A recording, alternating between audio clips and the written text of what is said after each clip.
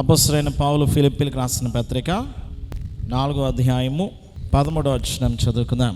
నన్ను బలపరచువాని అందే నేను సమస్తమును చేయగలను. ప్రార్థన చేసుకుందాం. దయానిధి ప్రేమ స్వరూపుడు అయిన మా తండ్రి, మా ప్రభువా, మా రక్షక, పరమ వైద్యుడా, నీకు వందనములు, స్తోత్రములు. నాయనానికి కల్వరి మహిమ స్వస్థత శాలలోనికి మరొక స్వస్థత కోడికలో ఈ నూతన సంవత్సరంలో మమ్మల్ని ప్రవేశపెట్టిన దేవానికి స్తోత్రములు. అనేకమైనటువంటి నాయన బలహీనతలతో మేము వచ్చి ఉన్నాం. నీ బలము తట్టు మేము చూస్తూ ఉన్నాం. నాయనా, నీ యొక్క బలమైన వాక్యమును మాకు అందించము, మమ్మల్ని బలపరచము. మాకు కావాల్సినటువంటి స్వస్థతను, రక్షణను మాకు అందించి కడవరకు మమ్మల్ని నడిపించమని బలవంతుడైన దేవునిగా వాక్యమై దిగి వచ్చిన యేసు నామమును వేడుకొనుచున్నాము తండ్రి. దేవుని ప్రియులారా, తన సాన్నిధ్యంకి వచ్చిన వారులారా, క్రీస్తు ప్రభు వైపుకు తిరిగి ఆయన బలమును పొందుకొని ఆయన శక్తి కలిగిన వారముగా మన పరుగును కడముట్టించే ధన్యత, ఆయన రాజ్యమును స్వతంత్రించుకునే భాగ్యము ప్రభు మనందరికీ అనుగ్రహించి నడిపించును గాక. దేవుని ప్రియులారా, ఈ దినం అపోస్తలుడైన పౌలు గారు ఫిలిప్పీలతో రాస్తూ మరి ఒక చక్కని మాట రాస్తున్నారు. ఆయన సాక్ష్యం ఇస్తూ ఉన్నారు. తన యొక్క సాక్ష్యాన్ని ఈరోజు మనం చూస్తూ ఉన్నాం. 11వ వచనం నుండి మనం చూస్తే, నాకు కొదువ కలిగినందున నేను ఇలాగ చెప్పడం లేదు. నేను ఏ స్థితిలో ఉన్నానో ఆ స్థితిలో సంతృప్తి కలిగి నేర్చుకుని ఉన్నాను. దేన స్థితిలో ఉండనెరుగుదును, సంపన్న స్థితిలో ఉండనెరుగుదును. ప్రతి విషయంలోనూ, అన్ని కార్యములలోనూ కడుపు నిండి ఉండుటకును, ఆకలి కొని ఉండుటకును, సమృద్ధి కలిగి ఉండుటకును, లేమిలో ఉండుటకును నేర్చుకుని ఉన్నాను. నన్ను బలపరచువాని అందే నేను సమస్తమును చేయగలను. దేవుని ప్రియులారా, పౌలు యొక్క సాక్ష్యాన్ని ఈరోజు మనం చూస్తున్నాం. అపోస్తలుడైన పౌలు గారు సంఘానికి తెలియపరుస్తూ ఉన్నారు.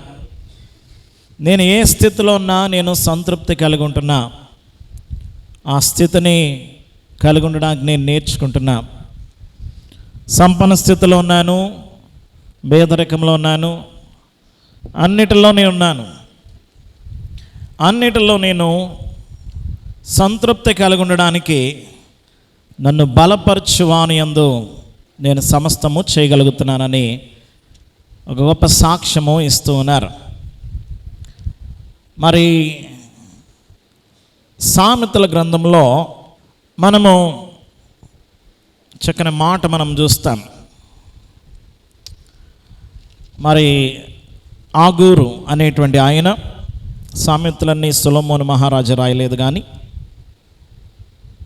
చివరి 2 సామెతలు ఆగూరు, అలాగే లెమూయేలు అనేటువంటి రాజుగారు వ్రాసినటువంటి మాటలుగా చివరి 2 అధ్యాయాలు కనబడతాయి. అందులో 30వ అధ్యాయంలో ఆగూరు అనేటువంటి ఆయన తెలియపరుస్తున్న మాట మనం చూస్తే 8వ వచనంలో, వ్యర్థమైన వాటిని, అబద్ధములను నాకు దూరముగా నుంచుము. పేదరికమునైనను ఐశ్వర్యమునైనను నాకు దయచేయకము. తగినంత ఆహారము నాకు అనుగ్రహింపము అంటున్నటువంటి మాట ఆగూరు. పేదరికము వద్దు నాకు, అలాగని ఐశ్వర్యము కూడా వద్దు. అంటే నాకు భేదవాడిగా నన్ను చేయొద్దు, అలాగని ధనికుడిగా కూడా చేయొద్దు. నాకు ఏ రోజుకి ఆ రోజు కడుపు నిండే స్థితి చాలు అన్నటువంటి ఆశను వెళ్ళబుచ్చుతున్నాడు. దేవుడు ఇచ్చింది అదే. దేవుడు నేర్పిన ప్రార్థన కూడా అదే. ఏది? మా అనుదిన ఆహారము ప్రతిదినము దేవుని వైపు చూడమని. అయితే ఇక్కడ ఈయన చెప్పేటువంటి మాట ఏంటంటే, ఈ సామెతలో 9వ వచనంలో అంటాడు, ఎక్కువైన ఎడల నేను కడుపు నిండిన వాడనై నిన్ను విసర్జించి యెహోవా ఎవడని అందునేమో, లేక బీదనై దొంగిలి నా దేవుని నామమును దూషింతునేమో. అంటే ఎక్కువైతే దేవుడు ఎవడని నేను విర్రవీగుతా, అతిశయిస్తాను. తక్కువైతే దొంగలా మారి నేను దొంగలిస్తాను. కాబట్టి ఈ 2 వద్దు.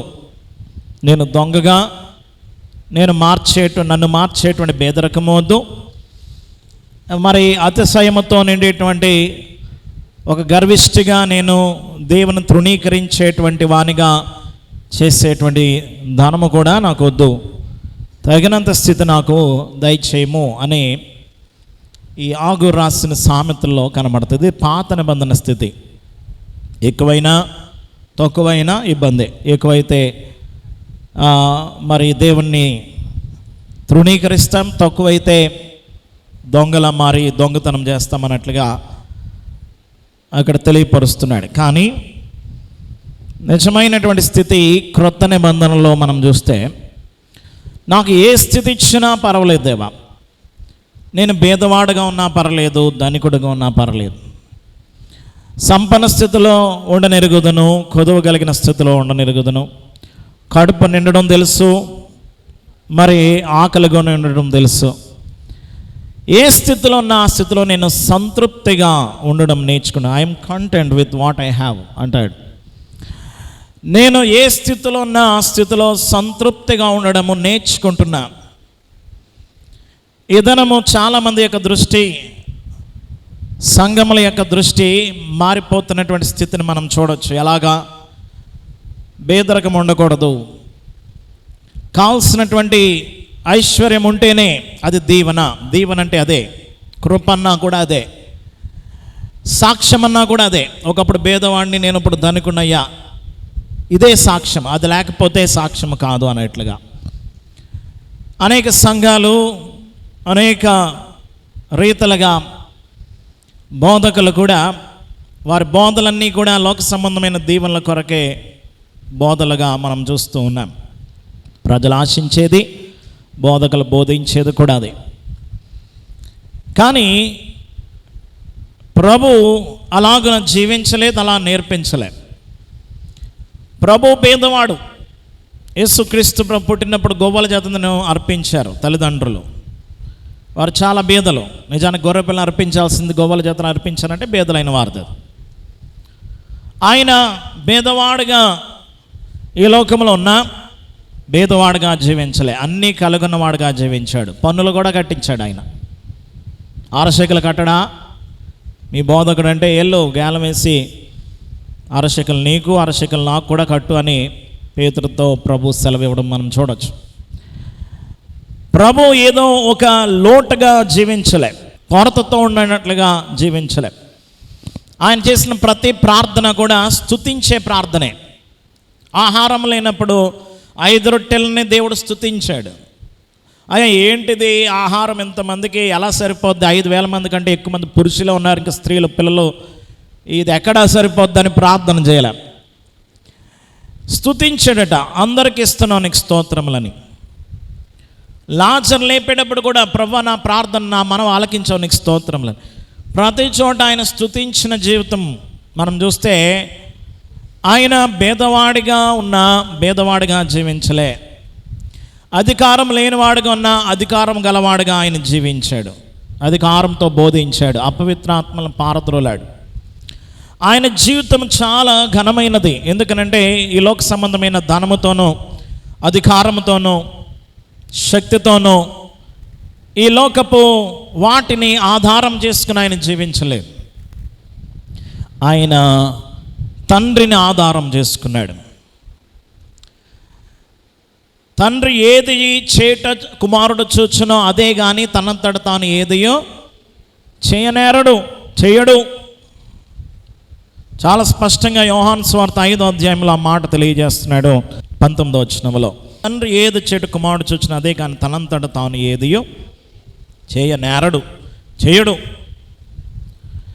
అనగా, దేవుని ప్రియులారా, తనకు తానుగా ఏది చేయనటువంటి స్థితిలో ఆయన తండ్రిని బట్టే చేశాడు, తండ్రిని బట్టే మాట్లాడాడు కూడా. జ్ఞానం కూడా ఆయనదే, శక్తి ఆయనదే. ఆ తర్వాత 7వ అధ్యాయంలో 16వ వచనంలో మనం చూస్తాం, నేను చేయ బోధ నాది కాదు. కాబట్టి పాండిత్యం ఎక్కడి నుంచి వచ్చిందని వాళ్ళు ఆశ్చర్యపడి ఆయన వైపు చూస్తున్నప్పుడు చెప్పిన మాట అది. దేవుని ప్రియులారా, జ్ఞానము శక్తి ఎవరిదే? దేవునిదే. మన జ్ఞానం మన శక్తి కాదు. ప్రభు నేర్పింది అదే. జకర్యా గ్రంథంలో దేవుడు చెప్పింది అదే. 4వ అధ్యాయం 6వ వచనంలో జకర్యా గ్రంథంలో దేవుడు తెలియజేస్తున్న మాట చూడండి. శక్తి చేతనైనను బలము చేతనైనను కాక నా ఆత్మ చేతనే ఇది జరుగును. నీ శక్తి నీ బలము ఇవన్నీ కాదు, దేవుని ఆత్మ కార్యం జరిగిస్తారని సైన్యములకు అధిపతి యెహోవా సెలవిచ్చుచున్నారు. ఇదని మనమందరం కూడా లోక సంబంధమైన శక్తి, బలము, జ్ఞానము, అధికారము, సహాయము వెతకడానికి ప్రయత్నం చేస్తున్నాం. ఎక్కడికి వచ్చినా కూడా నువ్వు అయ్యేతికితే ఏం ప్రయోజనం? దేవుడు దాంతో కార్యం చేయనివ్వడు. దేవుడు తన ఆత్మతో తన ఆత్మకార్యం జరిగిస్తారు. అది అసలైన బలం. ఆ బలము డబ్బున్నా లేకపోయినా, కడుపు నిండినా నిండకపోయినా, నీకు ఐశ్వర్యం ఉన్నా లేకపోయినా, ఏదున్నా లేకపోయినా ఒకేలా ఉంటుంది. ఎందుకనంటే దేవుని ఆత్మ డబ్బున్నప్పుడు ఉండి ఏమీ లేనప్పుడు వెళ్ళిపోవడమో, శ్రమలు ఉన్నప్పుడు అందరినీ వదిలేసినట్టుగా దేవుడు వదిలేయడమో లాంటిది చేయడం. ఆయన శ్రమలు ఇంకా దేవుడు తోడుగా ఉంటాడు. దేవుని ప్రియులారా, ఆయన నిన్న నేడు నిరంతరం ఏకరీతిగా ఉన్నాడు అంటాడు హెబ్రీ పత్రికలో. యేసుక్రీస్తు చెప్పండి, నిన్న నేడు ఏకరీతిగా ఉన్నాడు, ఇక ముందు కూడా ఉంటాడు, యుగ యుగములో కూడా ఉంటాడు అని 13వ అధ్యాయం 8వ వచనంలో తెలియపరుస్తూ ఉన్నాడు. దేవుని ప్రియులారా, ఆయన ఒకటే రీతిగా ఉన్నప్పుడు పరిస్థితుల్లో మారినా నువ్వు ఒకటే రీతిగా ఉంటావు. ఎందుకంటే యేసుని బట్టి నువ్వు జీవిస్తే. హబక్కు గ్రంథంలో అంటాడు 3వ అధ్యాయం 19వ వచనంలో, లేక దానికి ముందు వచనాల్లో, చేనులోని పైరు రాకపోయినా, గొర్రెల దొడ్డులు లేకపోయినా, షాల్లో పశువులు లేకపోయినా నేను యెహోవా యందు ఆనందిస్తాను. ఆయన నా బలము, ఆయన నన్ను ఎదుగో లేడవలే గంతులు వేసేలాగా 19వ వచనంలో ప్రభువు యెహోవాయే నా బలం. దేవుని ప్రియులారా, ఈ దినము మనకు సమయానికి జీతం వస్తుందా? మనకు కావాల్సినటువంటి శక్తి బలము కలుగున్నామా? మనకు కావాల్సినటువంటి అన్నీ సమకూడుతున్నాయా? ఇవి ఉంటే ధైర్యము, లేకపోతే ధైర్యం ఉండదు. ఒక నెల జీతం ఆగితే భయం, లేక నీకు అనారోగ్యం వస్తే భయం, ఒక సమస్య వస్తే భయము, భవిష్యత్తు గురించిన భయము, ఇలాగ అనేక భయాలు మనం కనుగొంటాం. చాలా ఉన్నాయి మన జీవితంలో మనం చేయాల్సినవి. సంవత్సరం మొదట్లో ఉన్నప్పుడు నువ్వు చేయవలసినవి చాలా ఉంటాయి. ఇందులో అన్నీ చేయగలమంటే అన్నీ చేయలేము అన్న సంగతి నీకు తెలుసు, నాకు తెలుసు. కాబట్టి అన్నీ చేయలేము అనుకుంటాం. నిజంగానే మనముగా ఏమీ చేయలేము. మనంతటా మనం ఏమీ చేయలేము. ఎందుకంటే మానవుడు బలహీనుడు. దేవుని ప్రియులారా, అన్ని కార్యములను చేయడానికి నీకు వీలు పడదు. ప్రతిసారి కూడా నీకు బలం ఉండదు, ప్రతిసారి నీకు సహాయత ఉండదు. దేవుని ప్రియులారా, అన్నీ చేయాలనుకున్న దేవుని ప్రియులారా, సమయానుకూలమైన సమయం ఉంది, లేక ఆ యొక్క అనుకూలమైన సమయం ప్రాప్తించింది అంటాడు పౌలు. అయినను ఆటంకాలు ఉన్నాయి అంటాడు. గమనించండి దేవుని ప్రియులారా, కార్యానుకూలమైన సమయం ఉన్న ఆటంకాలు అనేకములు రావడంతో అన్నీ చేయలేం. దేవుని ప్రియులారా, కానీ ఇక్కడ పౌలు గారు తన అనుభవంలో చెప్తున్న మాట ఏంటంటే, నేనేమి చేయలేకపోవచ్చు కానీ నేను అన్నీ చేయగలను. ఎవరిని బట్టి? నన్ను బలపరచువాని యందు నేను సమస్తము చేయగలను. నేను చేయగలనని విశ్వాసమే చాలామందికి కొరవడుతుంది. నేను అన్నీ అక్కడ చేయగలను, నేనేం చేయగలను, నేను అసలు ఇది సాధించగలనా, చేయగలనా అని ముందే భయపడిపోతాను. వృద్ధులైనటువంటి మోషేని దేవుడు పిలిచి, పద విడిపించాలి, నువ్వు నడిపించాలి, నేను నడిపిస్తాను, నా ముందు నువ్వు ఉందు కానీ, లేదా నీకు తోడుగా ఉంటాను, నువ్వు వెళ్ళి వారిని తీసుకునిరా అంటే, నేనే అంతటి వాడిని, నేను ఏ పాటి వాడిని, నువ్వు పంపదలిచిన వాడిని పంపించు. ఆయన రాశారు ఒక కీర్తన, 90వ కీర్తన. ఆ కీర్తన ప్రకారంగా నరుని ఆయుష్కాలం 70 సంవత్సరాలు, మహా అయితే 80 సంవత్సరాలు అన్నాడు ఆయన రాసిందే. ఆయన ప్రార్థనట. దేవుని ప్రియులారా, దావీదు ఒకడే కాదు కీర్తనలు రాసింది, చాలామంది రాశారు. దేవుని ప్రియులారా, సంవత్సరాల కాలమే ఉంది అన్నప్పుడు ఆయన 80 సంవత్సరాల కాలం అప్పుడే దేవుడు పిలిచాడు. అయిపోయింది అనుకున్న టైంలోనే దేవుడు పిలిచి నువ్వు అన్నీ చేయాలంటున్నాడు. ఇంకేంటి అయిపోయింది నేనేం చేస్తాను అన్నట్టుగా, నువ్వు పంపదలిచిన వాడిని పంపించి. నేను 40 ఏళ్ళప్పుడు అనుకున్నాను నా ద్వారా నా సహోదరులకు రక్షణ, అప్పుడు పిలవలే. అపొస్తలుల కార్యగ్రంథం 7వ అధ్యాయంలో అనుకున్నాడంట తన ద్వారా తన సహోదరులకు రక్షణని స్టెఫెన్ గారు తెలియజేస్తారు. 7వ అధ్యాయము 25వ వచనంలో తన ద్వారా తన సహోదరులకు దేవుడు రక్షణ దయచేసిన సంగతి వారు గ్రహించడు తలంచను. కానీ దేవుని ప్రియులారా, తనకు బలం ఉన్నప్పుడు, తనకు అధికారం ఉన్నప్పుడు ఈ కార్యం జరుగుతుంది అనుకున్నాడంట. కానీ అప్పుడు జరగలే. ఇప్పుడు దేవుడు పిలవలే. ఇంకా చెప్పాలంటే ఆ బలముతో ఆ అధికారముతో తన ప్రాణాన్నే కాపాడుకోలేక పారిపోయాడు. దేవుని ప్రియులారా, మనకు లోక సంబంధమైన బలములు అధికారాలు చూసుకునో విరవీగిపోతాం, కానీ అది నీ ప్రాణాన్ని కూడా రక్షించలేదు. బయట ఉన్న తర్వాత కాపాడదు, కానీ ముందు నీ యొక్క స్థితినే నువ్వు 49వ కీర్తన 7వ వచనం, ఎవడునూ తన సహోదరుని విమోచించలేడు. నీకే బోల్డంత అప్పు ఉంది, పక్కోడు అప్పు ఏం తెరుస్తావు నువ్వు అంటాడు. ఏ విధము చేతనైనా తన సహోదరుని విమోచన. 9వ వచనం, వారి ప్రాణ విమోచన ధనము బహు గొప్పది, అది ఎన్నటికీ తీరకట్లు ఉండవలసింది, ఎవడు కూడా తీర్చలేనిది అది. దేవుని ప్రియులారా, నీవు ఎదుటివాడికి సహాయపడే ముందు నీకే చాలా రుణం ఉంది. నీ బలం నీకే సరిపోదు. ఇంకా చెప్పాలంటే మన బలము కాదు, మన నీతి మురికి గుడ్డ అంటాడు. మన మంచితనము, మనకున్నటువంటి శక్తి, బలము అన్నీ కూడా వ్యర్థమైనవి. ప్రసంగి గ్రంథంలో అంతా అంటాడు, గాలికి ప్రయాసపడుతున్నాడు మనిషి అని. దేవుని ప్రియులారా, నీ బలమును చూసుకుని, నీ శక్తిని చూసుకుని మురిసిపోకు, వెర్రవేగకు, నీ అందం చూసుకుని, చదువుని, నీ జ్ఞానం, నీ విజయాలు చూసుకుని. దేవుని ప్రియులారా, యాకోబు ఒకప్పుడు అలాగే అనుకున్నాడు, కానీ తర్వాత తెలిసింది. అప్పుడు అడుగుతాడు దేవుని, నువ్వు ఆశీర్వదిస్తేనే కానీ నేను వదలను అని. ఇక్కడ పౌలు గారు చెప్తున్న సాక్ష్యం ఏంటంటే, ఏ స్థితిలో ఉన్నా నేను సంతృప్తి కలిగి ఉండడానికి నేర్చుకుంటున్నా. ఎలా అవుతుంది అలా? అది నన్ను బలపరిచేవాని అందవుతుంది. నన్ను బలపరిచే దేవుడు నాకున్న సమస్తములో కూడా ఆయన ఆ కార్యం జరిగిస్తూ సంపూర్తి చేస్తున్నాడు. ఎలా? నా బలహీనతలందు ఆయన బలము సంపూర్తి అవుతుంది కాబట్టి. 2వ కొరింథీ పత్రిక 12వ అధ్యాయము 9వ వచనంలో, నా కృప నీకు చాలును, బలహీనత యందు నా శక్తి పరిపూర్ణమగుచున్నదని ఆయన నాతో చెప్పెను. కాగా క్రీస్తు శక్తి నా మీద నిలిచిండు నిమిత్తము విశేషముగా నా బలహీనతల యందే బహు సంతోషముగా అతిశయపడుదును. ఎప్పుడు చూసినా నీ బలమును బట్టి నువ్వు చంకలు గుద్దుకోకు, నీ బలాన్ని బట్టి నువ్వు అతిశయించుకో. దేవుని ప్రియులారా, నువ్వు అతిశయించే బలములు చాలా ఉండొచ్చు, దేవుడు దానిలో అతిశయించడు.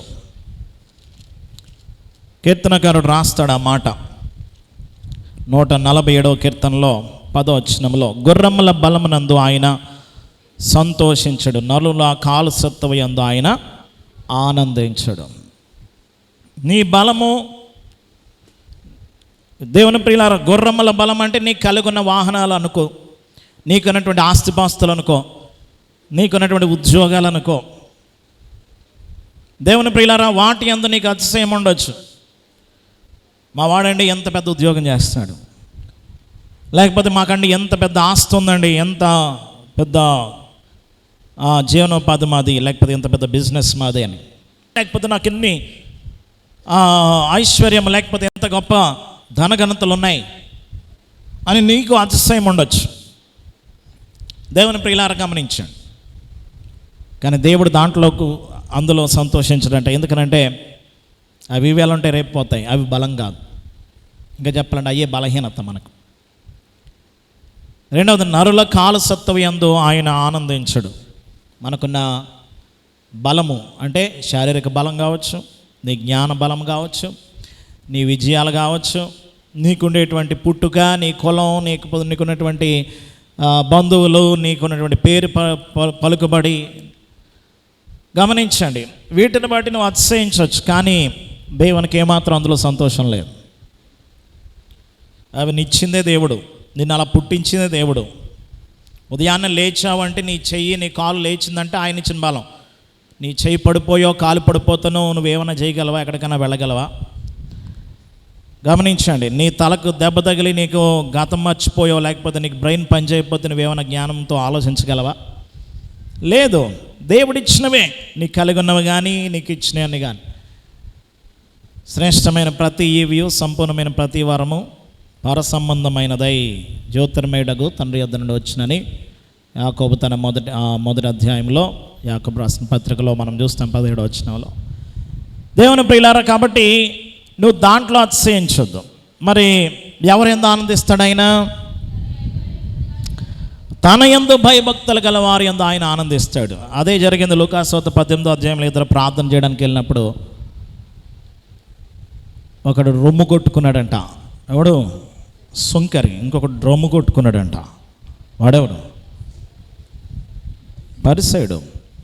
పరిసయుడు చేసిన దాన్ని బట్టి అతిశయించుకుంటూ దేవుని వైపు చూడలే, తనకున్నటువంటి దానిని చూస్తూ ఏదో ప్రార్థన చేస్తున్నాడు కానీ దేవుని మీద దృష్టి ఏమాత్రం లేదు. అతడు దృష్టి అంతా తన మీదే, తనకున్నటువంటి నీతి క్రియలో, లేకపోతే తనకున్నటువంటి క్రమాల్లో, తనకున్నటువంటి భక్తి జీవితం అతిశయాస్పదంగా చాలా వాటిని చూసుకుంటున్నాడు. పౌలు గారికి ఉన్న అలాంటి బోల్డు. ఇదే ఫిలిప్పీ పత్రికలో ఆయన చెప్తాడు 3వ అధ్యాయంలో. అతిశయించాలంటే చాలా ఉన్నాయి ఆయనకి. 5వ వచనం నుండి చెప్తాడు. 3వ అధ్యాయం 8వ ఏట సున్నతి పొందాను, ఇశ్రాయేలు వంశవాడిని, బెన్యామిన్ గోత్రంలో పుట్టాను, హెబ్రీల సంతానమైన హెబ్రీయుడినైనా, ధర్మశాస్త్రం విషయం పరిసయుడిని, ఆసక్తి విషయంలో సంఘం హింసించేవాడిని, ధర్మశాస్త్రం వల్ల నీతి విషయం నిందలేనివాడు. ఎక్కడా కూడా ధర్మశాస్త్ర విషయంలో అనింద్యుడు అనగా ఇక్కడ ఇది చేయలేదు అనడానికి ఏది లేదంటే అన్నీ చేశాడు ధర్మశాస్త్ర ప్రకారంగా. ఒక రంగా జకర్యా ఎలిజబెత్లాగా నీతిమంతులుగా. దేవుని ప్రియులారా, ఆ యొక్క సుమయోన్లాగా, అన్నలాగా చాలా నీతి కలిగినటువంటి జీవితము, మరి ఎలాంటి పరిశుద్ధత కలిగినటువంటి స్థితి పౌలు గారికి ఉంది. సంఘాన్ని హింసించింది కూడా దేనికి అంటే యోధా మతాన్ని బట్టి, ఆసక్తి విషయంలో అంటాడు.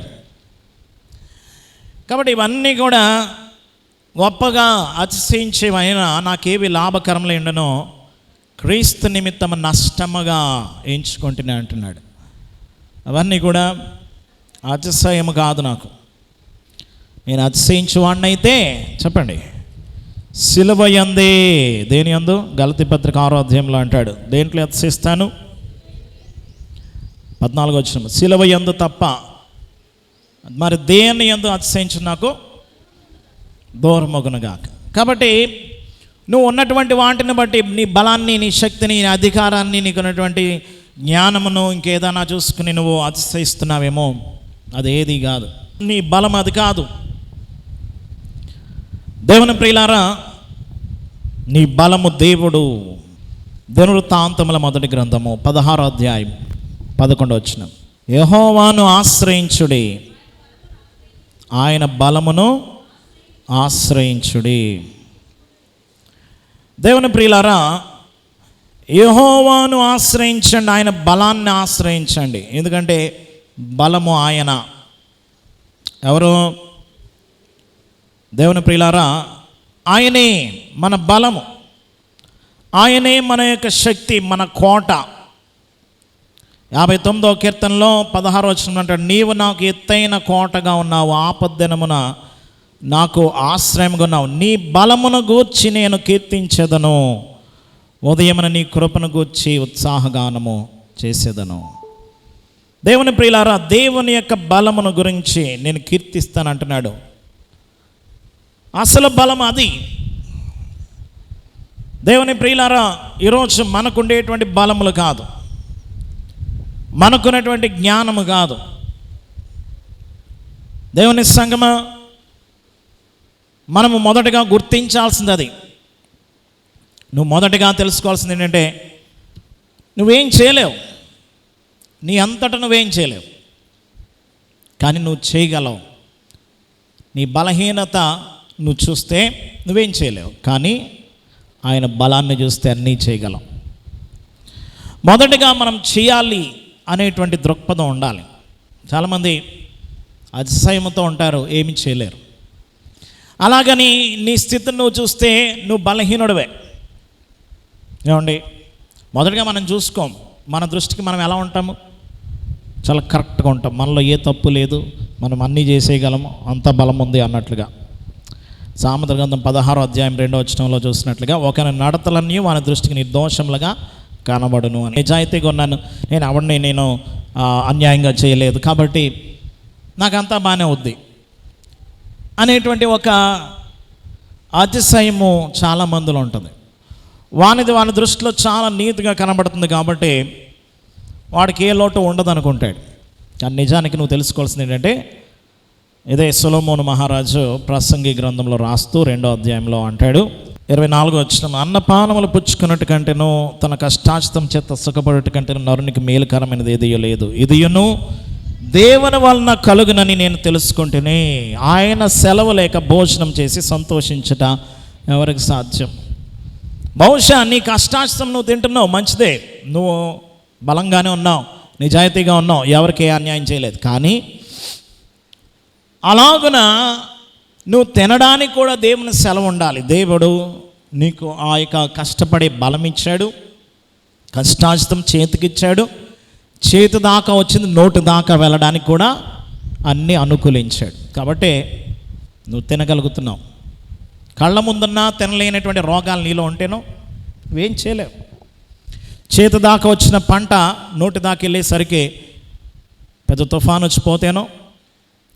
దేవుని ప్రియులారా, బహుశా నీ స్థితి మంచిగానే ఉండొచ్చు, కానీ దేవుని సెలవు లేనిదే నువ్వు భోజనం చేయలేవు. నీకే కార్యం రాదు, నీకు నువ్వుగా ఏమీ చేయలేవు. నాకు వేరుగుండి మీరు అసలు ఏది కూడా చేయలేరు అంటాడు.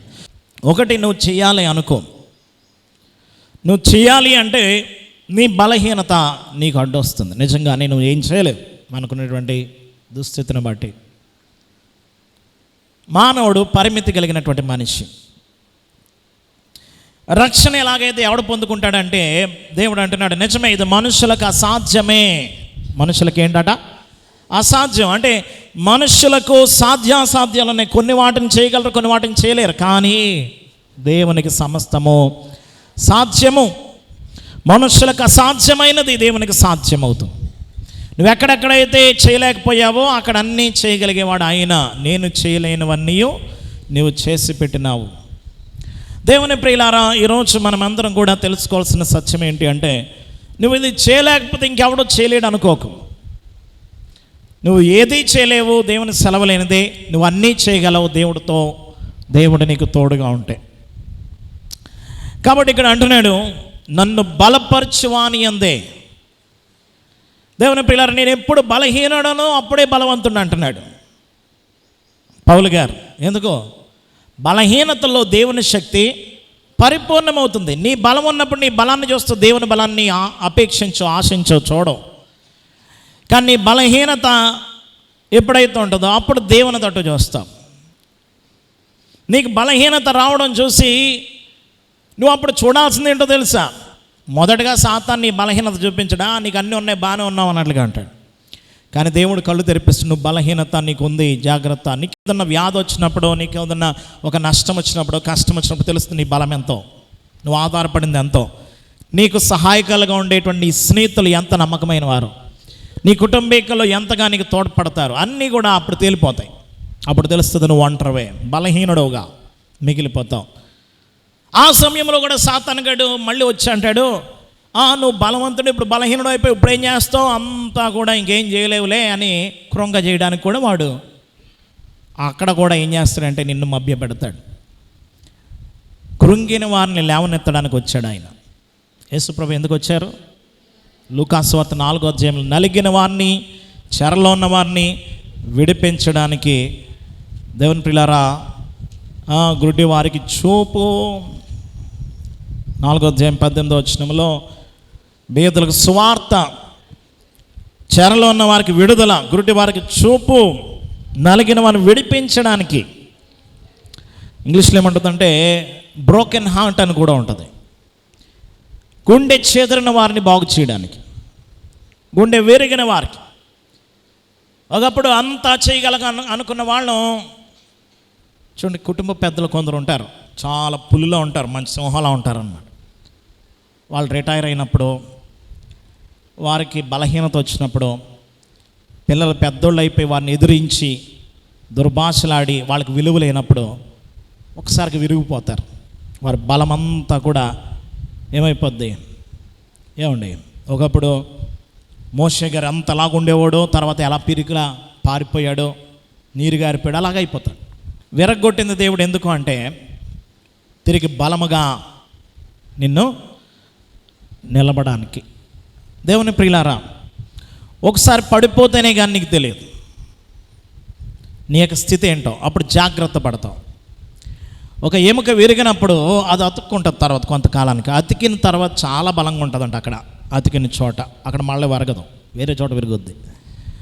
దేవుడు నిన్ను కృంగినప్పుడు ఎలా లేవనెత్తుతాడంటే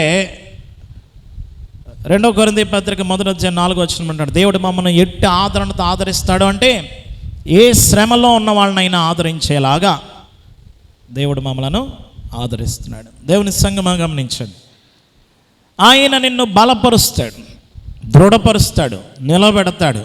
ఎందుకనంటే అప్పుడు నీ బలం కాదు, ఆయన బలం. కాబట్టి నీ బలంతో అంతవరకు నువ్వు లేచి ఉంటావు, కానీ ఇప్పుడు లేపే దేవుని బలం. నీ బలం అంతా సున్నాకు వచ్చేసింది. ఈరోజు నువ్వు పడిపోయినప్పుడు కృంగిపోకో, నిరాశలోకి వెళ్ళిపోకో.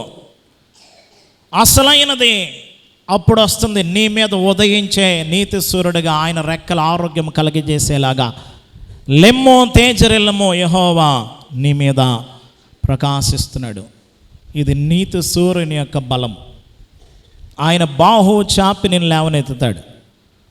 అందుకే 105వ కీర్తన అంటాడు, యెహోవాను వెతకండి, ఆయన బలాన్ని వెతకండి. దేన్ని వెతకాలట?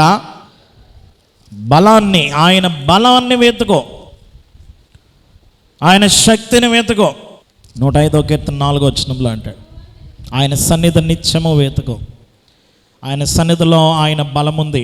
బల శౌర్యములు గల యెహోవా, యుద్ధశూరుడైన యెహోవా. దేవుని ప్రియులారా, సైన్యములకు అధిపతియగు యెహోవా, ఆపత్కాలమందు ఆయన నమ్ముకొనదగిన సహాయకుడు. ఆయన బలము ఉన్నతమైనది, ఆయన శక్తి పరిపూర్ణమైనది. దేవుని ప్రియులారా, ఈరోజు ఆయన బలాన్ని చూడు. దావీదు రాస్తాడు 18వ కీర్తనలో, యెహోవా నా బలమా. ఎవరట? యెహోవా. అంటే దావీదు యొక్క బలం ఎవరట? యెహోవా నా బలమా, యథార్థమైనది నీ మార్గం పరిపూర్ణం. యెహోవా ఆయన నా బలము, ఆయనే నాకు ఎత్తైన కోట. ఈరోజు మనం అందరం కూడా మన బలము మన కుటుంబముగాను, ఆస్తుల్లోనో, ఉద్యోగంలోనో, లోకంలో ఉండే వాటి మీద మనం నిలుపుకుంటున్నాం. ఇవాళ ఉంటాయి, ఒక్కొక్క రోజు ఉండవు. ఇది మారిపోతూ ఉంటాయి. ఈ లోకం మారిపోతూ ఉంటుంది, ఏది స్థిరం కాదు. నువ్వు దాన్ని ఆధారం చేసుకుంటే నువ్వు నిలబడలేవు. నిలబడేది ఎప్పుడు కూడా స్థిరంగా ఉండాలి. ఊగిపోతున్న రాయి మీద నువ్వు నిలబడగలవా? పడిపోతావు. కానీ దేవుడు నీకు బలమైన పునాదిగా ఆయన నీ అడుగును స్థిరపరుస్తున్నాడు. 34వ కీర్తన అంటాడు, ఒకడి నడత యెహోవా చేతనే స్థిరపరచబడను. దేవుని ప్రియులారా, ఆయనే స్థిరపరుస్తాడు, ఆయనే బలపరుస్తాడు. ఆయన మాట బలము. కాబట్టి నా మాటలు విని వాటి చెప్పిన చేయి ప్రతివాడును బండ మీద ఇల్లు కట్టుకుని బుద్ధిమంతును పోలి ఉండను. దేవుని ప్రియులారా, ఈరోజు నువ్వు బలహీనుడివే, కానీ కృంగిపోవడానికి కాదు నిన్ను దేవుడు అలా బలహీనుడిగా చూపించింది. దేవుడు బలపరుస్తున్నాడు. ఈరోజు నువ్వు జ్ఞాపకం చేసుకుంటున్నావో లేదో కానీ దేవుడు జ్ఞాపకం చేసుకుంటున్నాడు. ఏమని? మనము మంటివారమని. 103వ కీర్తనలో మనము నిర్మితమైన రీతి తలకు తెలిసియున్న సంగతి, మనము మంటే వారమంచును జ్ఞాపకము చేసి కొనుచు స్మరణ, ఆ కారణము చే దేవ సంస్తుతి. 14వ వచనంలో 103వ కీర్తనలో చూస్తున్నాం, మనం నిర్మింపబడిన రీతి ఆయనకు తెలిసి అన్నది, మనము మంటి వారమని జ్ఞాపకం చేసుకుని ఏం చేస్తున్నాడు ఆయన? ఏం చేస్తున్నాడు? ఈ మట్టి పాత్రని బలమైన పాత్రగా చేస్తున్నాడు. ఎలా? ఇదే పౌలు గారు సాక్ష్యం ఇస్తాడు మరొక చోట, 2 కొరింథీ పత్రిక 4వ అధ్యాయం 7వ వచనంలో, అయినను ఆ బలాధిక్యము మామూలమైనది కాక మంటి ఘటములలో ఈ ఐశ్వర్యం మాకు కలదు. ఈ బలము యొక్క ఆధిక్యత మాది కాదయ్యా, అది దేవునిది. మరి మేమేంటి? మేము మట్టి పాత్రలో, ఈ మట్టి పాత్రలో లోపల పెట్టాడు ఏది? ఈ ఐశ్వర్యం, ఈ బలము. దేవుడు మా లోపలుండి ఈ పని చేశాడు. నాలో ఉన్నది మేము కాదు, క్రీస్తే నా యందు జీవించుచున్నాడు అన్నాడు. జీవించేవాడు ఇక్కడ నేను కాదు, ఆ క్రీస్తుదే బలము. కొంచెం విజయం సాధించినప్పటికీ మనం చంకలు గుద్దేసుకుని అది మందే అన్నట్లుగా చెప్పేస్తాం. ఏనాడైనా దేవుని బలాన్ని చూసావా? దేవుని బలంతో ఆ కార్యం చేసావని గుర్తించావా? దేవునికి ఆ మహిమ ఆపాదించావా? ఇక్కడ పౌలు గారు స్పష్టంగా చెప్తున్నారు, ఆ బలాధిక్యం, ఆ బలం యొక్క ఆధిక్యత అది మాది కాదు, మా మూలంగా వచ్చింది కాదు, అది దేవునిది. మేము కేవలం మట్టి పాత్రలమైతే ఈ బలము ద్వారా మమ్మల్ని నిలబెట్టాడు. ఎటుపోయినను మేము శ్రమ పడ్డాం. దానికి ముందు చెప్తాడు, ఆ తర్వాత చెప్తాడు, ఎటుపోయినను శ్రమ పడినా ఇంపబడ్డవారం కాదు, అపాయంలోకి వెళతాం కానీ ఉపాయం లేని వాళ్ళం కాదు, తరం పడుతున్నాము దిక్కు లేని వాళ్ళు కాదు, పడద్రోయబడినా నాశనమము. ఈ మట్టి పాత్ర పడిపోతే పగిలిపోతుంది కానీ పగలట్లే. ఎందుకో? పగలనవ్వడు ఆయన, లోపల నుంచి బలముగా నిలబెట్టాడు. దేవుని ప్రియులారా, ఈరోజు ఆ బలాన్ని నువ్వు పొందుకో. ఈ దినము శారీరక స్వస్థత, శారీరక బలము ఇవన్నీ తర్వాత, ముందు కావాల్సింది ఏది అంటే నీ ఆత్మీయ బలం, దేవుడు నీలో కలిగించేటువంటి బలం. దేవుని ప్రియులారా, ఆ బలము ఎప్పుడైతే వస్తుందో నువ్వు ఏదైనా చేయగలుగుతావు. నన్ను బలపరచువాని అందే నేను సమస్తము. దేవుని ప్రియులారా, ఆయన మహాశక్తి. ఎఫెసీ పత్రిక 6వ అధ్యాయం 10వ వచనంలో అంటాడు, తుదకు ప్రభువు యొక్క మహాశక్తిని బట్టి ఆయన యందు బలవంతులై ఉండుడి. ఆయన యందు బలవంతులు. చాలా చక్కగా రాస్తున్నాడు అక్కడ, ఆయన యందే బలము. మళ్ళీ మీకు మీరుగా బలం అంటే, ఆయనకు వేరుగా బలము సంపాదిస్తే ఆగురు అన్నట్టుగా దేవుడు ఎవడు అన్నటువంటి విర్రవీగేటువంటి మాటలు వస్తాయి. బలము దేవుడిది, దేవుడు నిన్ను బలపరిచాడు. ఆయన యందే మాత్రమే నీకు ఆ బలం ఉంది. ప్రభు యొక్క మహాశక్తి నిన్ను బలపరిచేదై ఉన్నది. సర్వాంగ కవచం గురించి చెప్తాడు ఆ తర్వాత. ఆయన బలం అన్నిటికీ ఉంటుంది. నీ ఛాతకి, నీ తలకు, నీ చేతికి అన్నిటికీ ఇచ్చాడు ఆయన ఆయుధాలు, కవచాలు. దేవుని ప్రియులారా, తుదకు నువ్వు ఎలాగున్నా చివరకు నువ్వు మాత్రం బలవంతుడిగా నిలబడు అంటున్నాడు. మానవుడు బలవంతుడే ఒకప్పుడు. మానవుడు ఏంటి? బలవంతుడు. సాతాను శక్తిమంతుడు, దేవుడు సర్వశక్తిమంతుడు. సాతాను గడి శక్తియుక్తుల్లో మానవుడు పడిపోయి బలము కాస్త బలహీనతగా మార్చేసుకున్నాడు. బలం లేదు. ఇప్పుడు పోగొట్టుకున్న బలాన్ని తిరిగి ఆయన తీసుకొస్తున్నాడు. దేవుని ప్రియులారా, దేవుని బలము గొప్పది. ఈ బలము కొరకే బలహీనలైన వారిని దేవుడు ఏర్పరుస్తున్నాడు. బలవంతుని దేవుని పిలవలే, నీతిమంతులను పిలవరాలేదు అంటాడు. దేవుడు ఏర్పరచుకున్న వారు ఎలాంటి వారట?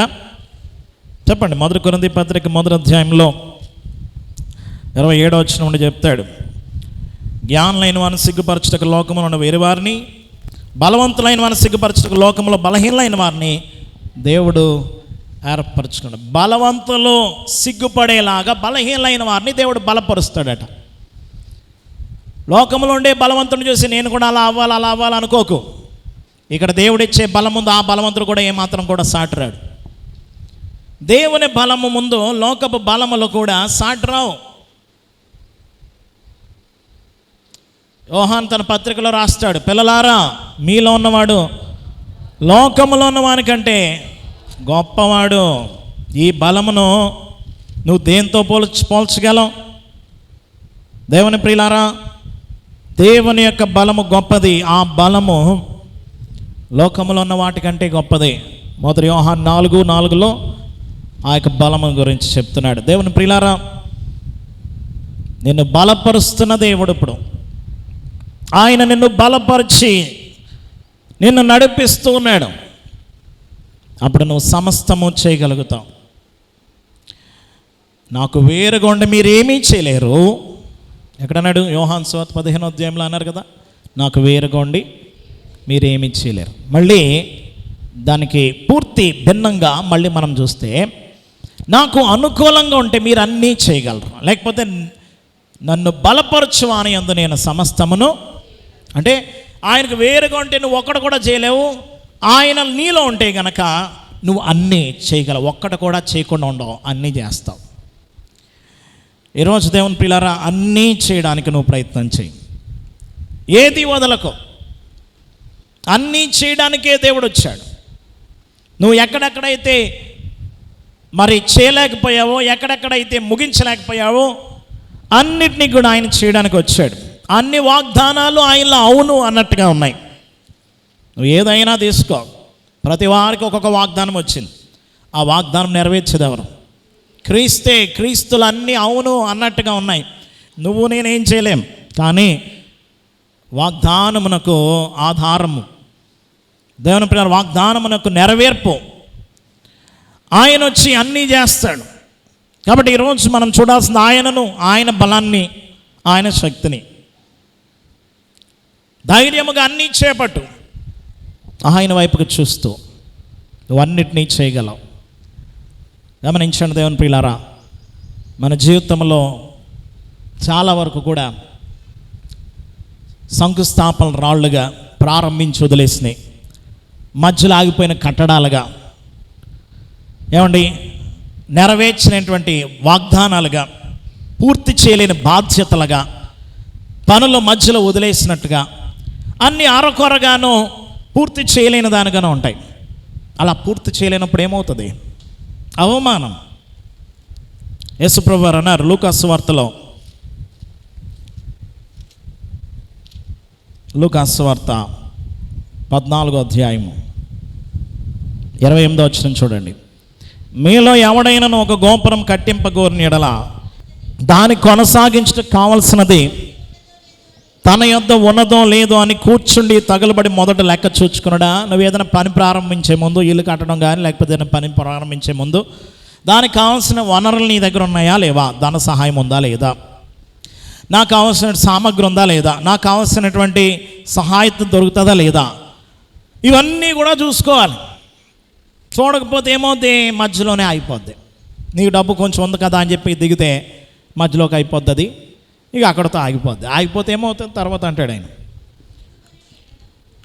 చూచుకొన నీడలో అతడు దాన్ని పునాది వేసి ఒకవేళ దాన్ని కొనసాగింపలేకపోయినందున చూచువారందరూ ఈ మనుషుడు కట్ట మొదలుపెట్టిన కానీ కొనసాగింపలేకపోయినని ఎగతాళి చేయసాగుదురు. దేవుని ప్రియులారా, ఒకవేళ నువ్వు పని ప్రారంభించి మధ్యలో వదిలేస్తే అది ఎగతాళే కదా, హేళనే కదా.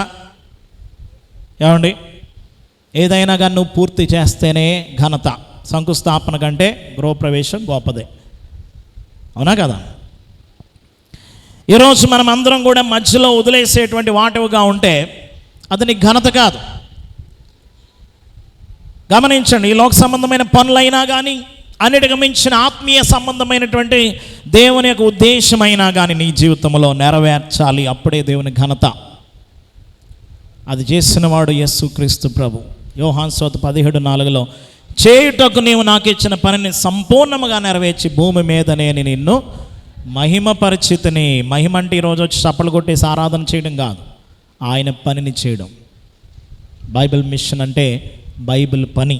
ఇది చేసినప్పుడే, సంపూర్తి చేసినప్పుడే దేవుని ప్రియులారా వాడికి కిరీటం దొరుకుతుంది.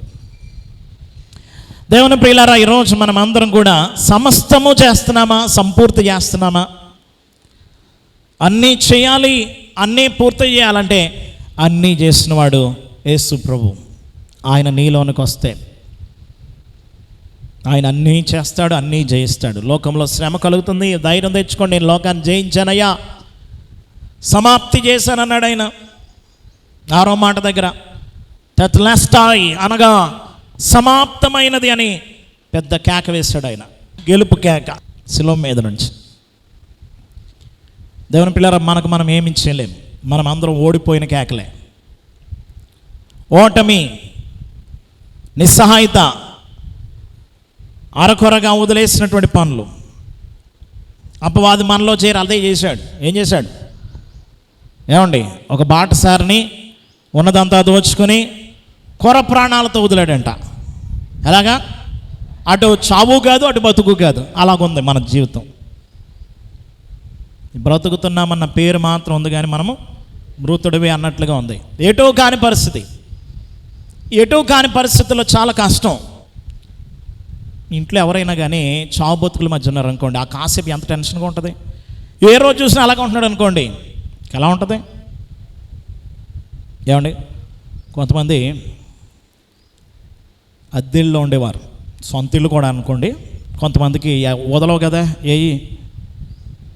అన్యుల్లోంచి వచ్చినాయి వదలవు కాబట్టి లోపల ఉండిపోతాయి. కాబట్టి ఆడింట్లో చచ్చిపోతే ఎక్కడ దయ్యం అవుతాడో, ఇల్లు నేను ఎక్కడ ఖాళీ చేయాలో 6 నెలలు అని చెప్పి చావు బతుకులు అని చెప్పి బయట వేస్తారు. ఒక ఆవిడ ప్రార్థన చేయమంది, ఏంటంటే నా తల్లికి బాగేళ్ళకి బయట వేసాను, చావట్లేదు, తొందర తీసుకెళ్ళిపోమని ప్రార్థన చేయండి. ఎన్ని రోజులైనా చావట్లేదు అంటే ఆవిడ. లోపల వేద్దామా, బయట ఉంచుతామా? లోపల వేద్దామా?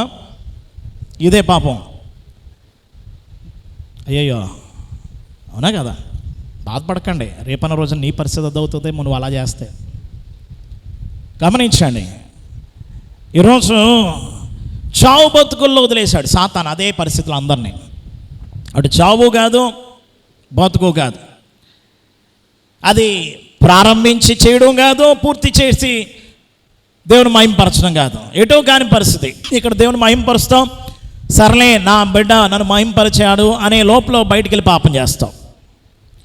అటు నిన్ను తన బిడ్డ అనుకోవాలో, సాతాను చుట్టం అనుకోవాలో, పాపం చేసిన వాడు పాప సంబంధి, అపవాద సంబంధి అనుకోవాలో తెలియదు. ఇక్కడికి వచ్చి మళ్ళీ నేను నీ బిడ్డనే అంటాం. ఆదివారం మంగళవారం వచ్చి మిగిలిన రోజులన్నీ మళ్ళీ అపవాద చుట్టమే. కాబట్టి ఇలాగా దేవునిని పూర్తిగా అనుసరించలేని, దేవుని ఆజ్ఞలు పూర్తిగా పాటించలేని, దేవుని యొక్క లక్షణాలు పూర్తిగా కలిగి ఉండలేని, దేవుని యొక్క సిద్ధపాటు పూర్తిగా ఉండలేనటువంటి దుస్థితిలో మనం ఉన్నాం. చక్కని కీర్తన పాడుతాను. మాకొక చెప్పండి చెల్లెలు, ఆ చెల్లెలు ఉన్నది కదా, దానికి ఇంకా వయసు రాలే. గమనించండి, అది పరిస్థితి అన్నమాట.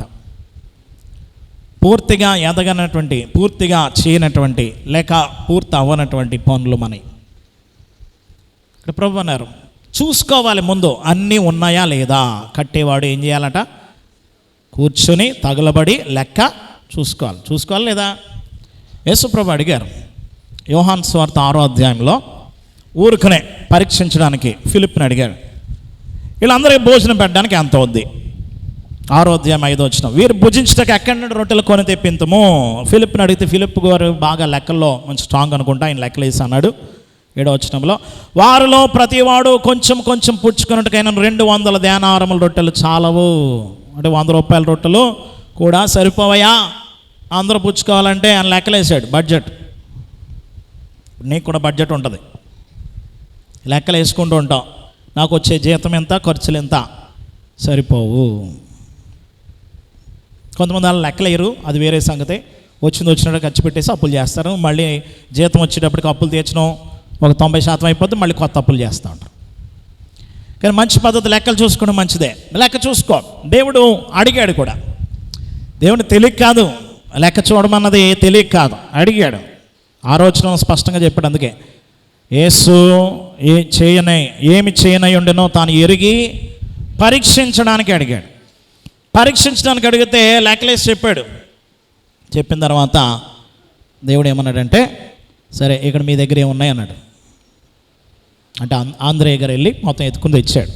ఓ చిన్నపిల్లడి దగ్గర 5 రొట్టెలు 2 చిన్న చేపలు ఉన్నాయా, అయినా ఇది ఏమాత్రం, ఏమంటాడు 9వ వచనంలో, ఇవి ఏమాత్రం చిన్నపిల్లడు భోజనం ఎవడు సరిపోతుంది? కావాల్సినేమో అన్ని రొట్టెలు కావాలి, ఉన్నదేమో ఎంత ఉంది. వాళ్ళని మనకి ఇబ్బంది లేకుండా వాళ్ళని పంపేస్తే ఆ సమస్య మనకు అంటకట్టకుండా వాళ్ళే పడతారు, పంపేయండి అని ఒక ఉచిత సలహా ఇచ్చారు యేసు ప్రభుకి. ఈ మిగతా స్వార్థలో ఉంటుంది అన్నమాట.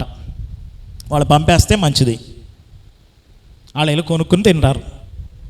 లేకపోతే మనకే ఇప్పుడు వాళ్ళందరికీ భోజనం పెట్టాలి, లేకపోతే వాళ్ళ దారిలో మోర్చిపోతే మనల్ని అంటారు, అవునా? కాబట్టి లెక్కలు వేసుకుని చూసుకుంటేనేమో 100 రూపాయల కంటే ఎక్కువ అవుతుంది. దేనారం అంటే ₹10. ₹10 అంటే ఇది తర్జుమా చేసింది ఒక 150 సంవత్సరాలు 200 సంవత్సరాల క్రితం. అప్పుడు రూపాయి అంటే అంత డాలర్ కంటే విలువ, అమెరికన్ డాలర్ కంటే రూపాయి విలువ ఎక్కువ అంటే అప్పుడు. ఇప్పుడు డాలర్ ₹100 అయిపోయింది ఇప్పుడు. అంటే చూడండి, కనీసం ₹100 వేసుకోవాలి, ఇంటూ 100, 100 ఇంటూ 100 ఎంత అమ్మా? 100 ఇంటూ 100 చెప్పట్లే. అదే మీకు వడ్డీ అనేటప్పటికి వస్తుంది. మీకు వడ్డీ ఇవ్వాలి, ₹100 ఉంటూ ₹100 వేసుకోండి, రోజు 100 వడ్డీ కట్టాల్సిందంటే అప్పుడు వస్తుంది. 100 రోజులకి ఎంత అయిందండి? ఎంతమ్మా? ₹10,000. అప్పటికప్పుడు ₹10,000 తెచ్చినా సరే భోజనాలు చాలు. లెక్కలేసారు. లెక్కలేస్తే మీ దగ్గర ఏముందంటే 5 రొట్టెలు 2 చిన్న చేపలు ఉన్నాయి. 5,000 మంది ఉన్నారు. కనీసం ఒక్కొక్కడికి ఒక రొట్టె కావాలనుకున్న 5 రొట్టెలు 5,000 మంది పురుషులే, స్త్రీలు పిల్లలు లెక్కలేదు. మళ్ళీ ఎక్కడ సరిపోద్ది? గమనించండి, లెక్కేస్తే ఎలా ఉంటుంది, ఏది చాలదు, ఏది అవదు, ఏది జరగదు. కాబట్టి వదిలేయడం మంచిది. ఏమండి? తప్పించుకు తిరుగువాడు ధన్యుడు సుమతే. అది మనకెందుకు వచ్చిందంట, వదిలేస్తే అయిపోద్ది కదా. ప్రభు ఏమన్నారు, వదలడం కాదు, మీరే పెట్టాలన్నాడు. ఇది ఎక్కడ గొలవయ్యా, మేము ఎక్కడి నుంచి తేమో? అదే కదా. ఈ ఏమాత్రం తీసుకురండి నా దగ్గరికి. ఏం చేయాలి?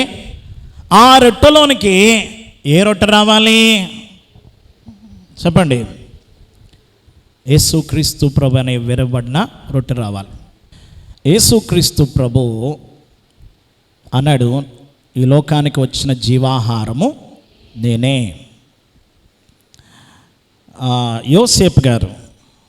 యోసేపు జైల్లో ఉన్నప్పుడు రాజు దగ్గర పనిచేసే 2 వచ్చారు. రాజు దగ్గర పనిచేసేవాళ్ళు 2 వచ్చారు. ఒకడు పానదాయకుడు, ఒక భక్ష్యకారుడు. ఒకడు పానదాయకుడు అంటే ద్రాక్షరసం పోసేవాడు, ఇంకొకడు భోజనం వడ్డించేవాడు. 2కి కళ్ళు వచ్చినాయి. ఏమన్నాడు భక్ష్యకారుడిని, నీకు ఒక శిక్ష ఉంటుంది, నువ్వు చచ్చిపోతావు అన్నాడు. పానదాయకుడిని ఏమన్నాడు, నువ్వు విడుదలవుతావు అన్నాడు. వాళ్ళు మర్చిపోయారు. విడుదలైపోయిన తర్వాత మర్చిపోయారు, తర్వాత తెలిసి వచ్చింది.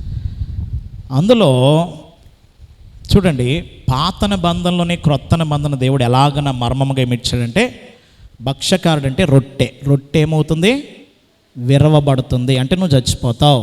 యేసు ప్రభు ఆ రొట్టె, చనిపోయాడు. 2వది పానదాయకుడు, ద్రాక్షరసం విడుదల చేస్తుంది.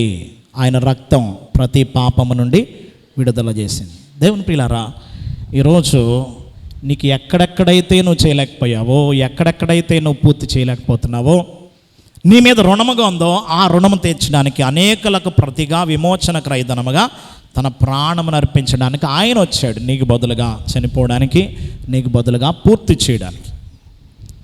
దేవుని ప్రియుల 5 రొట్టెలు 2 చిన్న చేపలను ప్రభు దీవించగా, ప్రభు చేతిలోనికి రాగా 5,000 మందికి, పురుషులేగా స్త్రీలు పిల్లలకి 12 గంపలు కూడా వడ్డించిన వాళ్ళకి ఉండదు కదా ప్రతిసారి, ఎందుకో తినవాళ్ళు ఎత్తుకు వెళ్ళిపోతూ ఉంటారు.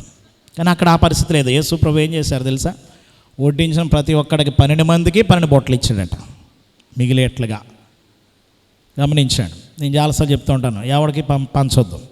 వడ్డించిన వాళ్ళకే మిగిలింది పరిచయం చేయండి, ఆళ్ళ పట్టుకెళ్ళండి. పరిచయం చేసినోడు పట్టుకెళ్ళడంలో తప్పులేదు చివరిలో. కాబట్టి మిగతా వాళ్ళు పట్టుకొచ్చేయకండి, పరిచయం చేయండి. గమనించండి దేవుని పిల్లారా, దేవుడు మన జీవితంలోనికి వస్తే ఏమవుతుంది? భర్తీ అవుతుంది. కానా విందులో ఏమైంది? ప్రభు రాగా లోటు భర్తీ అయింది.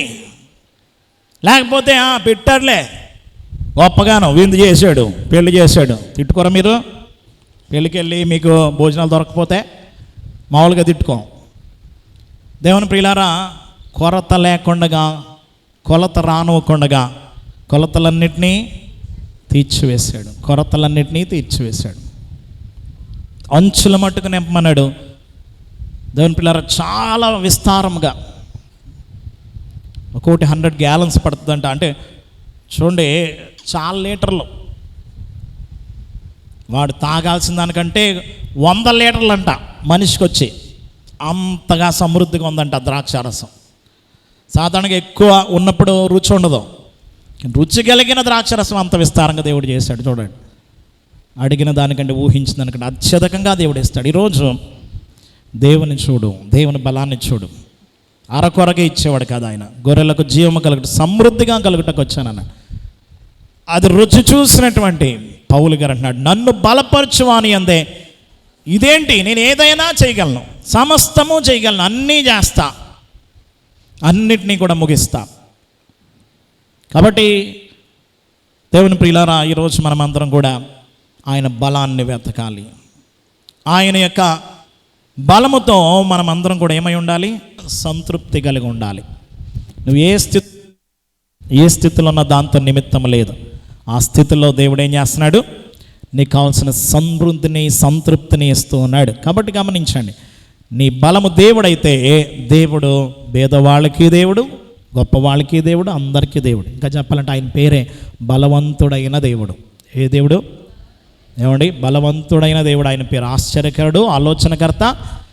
బలవంతుడు అంటే ఆయన ఒక్క బలమే కాదు, ఆ బలము ఆయన నమ్మిన వారిది కూడా. దేవుని పిల్లల వారిని కూడా ఏం చేస్తున్నాడు? బలవంతులుగా చేస్తున్నాడు. ఇంకా చెప్పాలంటే నువ్వు ఎక్కడెక్కడైతే చేయలేకపోయావో నీలో ఉండి అన్నిటినీ కూడా సంపూర్తి చేస్తున్నాడు. కాబట్టి నన్ను బలపరచువాని అందే నేను సమస్తమును. ఈరోజు నీ బ్యాంక్ బ్యాలెన్స్ చూడదు, ఈరోజు నీకు తోడు ఎవరు వస్తున్నారని చూడదు, ఈరోజు నీ జ్ఞాన బలం చూడొద్దు, నీ కండ బలం చూడొద్దు, నీకు పలుకుబడి చూడొద్దు, తెలిసినటువంటి సహాయకుల వైపు చూడొద్దు, ప్రభు వైపుకు చూడు. ఎందుకనంటే ఆయనే మన బలము. ఆయన బలము మన బలహీనతల్లో ఆయన శక్తి పరిపూర్ణమవుతుంది. కాబట్టి నేను ఎప్పుడు బలహీనను, నేను అప్పుడే బలవంతుడను. ఆయన బలమును బట్టి నేను సమస్తమును చేయగలుగుతాను. అలాంటి గొప్ప ధన్యత దేవుడు మనందరికీ అనుగ్రహించును గాక. మోకరిద్దాం. దయానిధమైన మా తండ్రి, నీకు వేలాది స్తోత్రములు నాయనా. పౌలు యొక్క సాక్ష్యాన్ని మా ముందు ఉంచావు. నన్ను బలపరచువాని అంది నేను సమస్తము చేయగలనని నాయన గొప్ప సాక్ష్యము నాయన వెల్లడి చేస్తుండగా, నాయన మేము బలహీనులము, మట్టి పాత్రల వంటి వారము, బలము లేనటువంటి మాకు నాయన మంటి ఘటములలో ఈ ఐశ్వర్యముగా ఈ బలాధిక్యము మాకు ఇచ్చిన దేవానికి స్తోత్రములు. నాయన నీ బలమును నాయన మేము పొందుకున్నట్లుగా, నీ బలముతో నిండి బలమైన కార్యములు చేయనట్లుగా, మా బలమునకు మించిన పనులు మేము నీ బలముతో నీ రాజ్యమును మేము స్వతంత్రించుకునేటువంటి వారముగా మమ్మల్ని అందరినీ బలపరచుమని, మా పనులను సఫలపరచుమని, మా పరుగు కడముట్టించి నీ రాజ్యములోనికి నడిపించమని బలవంతుడైన దేవునిగా దిగి వచ్చిన యేసు నామమును వేడుకొనుచున్నాము పరమ తండ్రి.